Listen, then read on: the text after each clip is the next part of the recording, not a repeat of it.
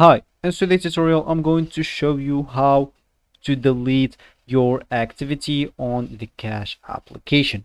So first of all, of course, you would like to have the Cash app on your phone. So if you don't have that, just go and download it through Play Store if you have an Android, or even App Store if you have an iPhone. Then all you need to do, just go and sign in to create your account. Of course, if you already have an account, just ignore all of that, log in into your account, and let's just get straight to it. So first of all, let me just notify you or tell you that Cash app is currently working just on the United States. So if you are not living on the United States, you will need to see a video on our channel on how to even download the Cash application and sign in and start even using it. Of course, you will see it, or you'll find it available on our channel, or you can just go and download maybe a VPN, then make yourself like you are in the United States, and everything will work with you as I expected. So as we said, we would like to delete our activity. So first of all, where we would like to, or where we will find our activity.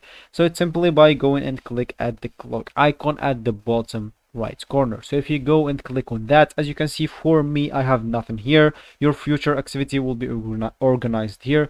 Of course, here you will find every transaction you made, every maybe if you invite friend, if you made the payment, if you pay, if you like receive money, request money, add cash, cash out. You will find everything here on your activity. So first of all, let me just tell you that unfortunately you cannot delete the Cash app transaction history of your Cash app account. So when you go to the Cash app settings options here, so let me just go here to my profile and head or scroll down here. As you can see here, we don't have an option like that we can delete the activity from. So of course we have here the document option, and of course if we go here to the account statement or even tax return, we will have no option that will even let us delete our transaction or our activity. So even if I go to here to privacy and security, maybe if you would like to find something, you will find